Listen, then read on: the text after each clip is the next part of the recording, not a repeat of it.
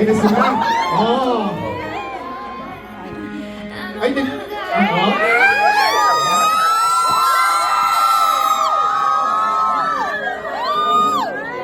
Donnie and Beth! Wait na yung mic pa na natin. Ay, pag natalo tayo, huwag kayo magalit sa akin. Ladies ah. first down.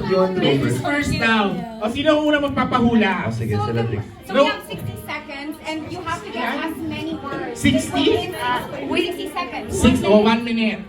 Walang Pwede, ano alam ko na. walang magtuturo. Bunot ako, babasahin ko, tapos bigay ko sa inyo. Galing. Di ba? Labo mo,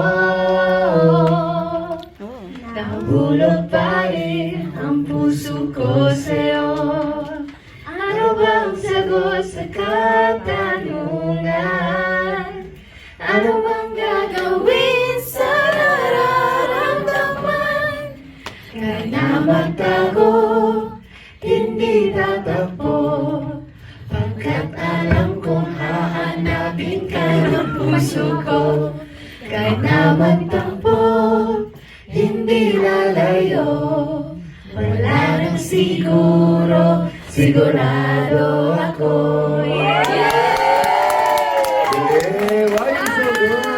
And allowing me to process my emotions, especially in big moments. Yeah, that's big. Pinaka-thoughtful na ginawa ni Don for He has so much patience. Most especially, yeah, it's true. Grabe naman ang laki mo to.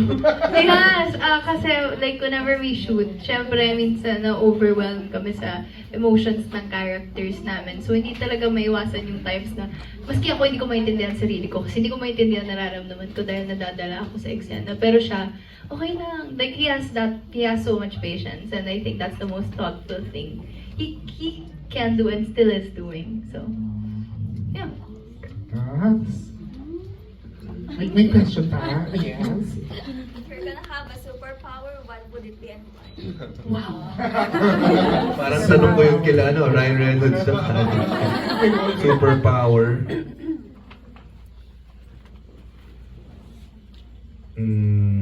The ability to think of a certain type of food, tas nandito na. I can end world hunger with that. Uy, maganda yun. Kahit saan, pwede ako magkaroon ng ano. Ano gusto mo?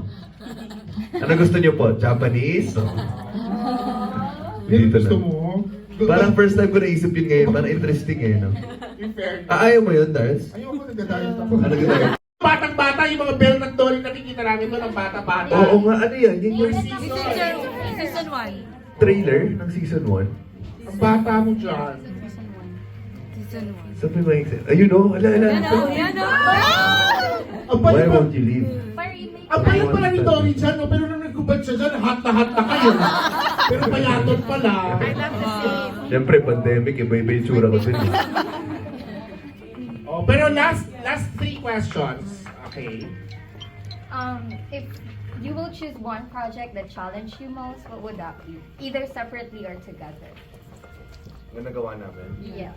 Siyempre yung Can't Buy Me Love. Can't buy me. Can't buy me. Grabe yung challenge nun. Para everyday, hindi mo alam kung anong mangyayari na. Dapat kasi kayo nag-request. Tumayo na nga kami, di ba? Kayo nag-request. One line now. Online daw lang to. Someday, when I'm awfully low, when the world is cold, I will feel a glow just thinking of you and the way you look tonight. Ay, kilig ka!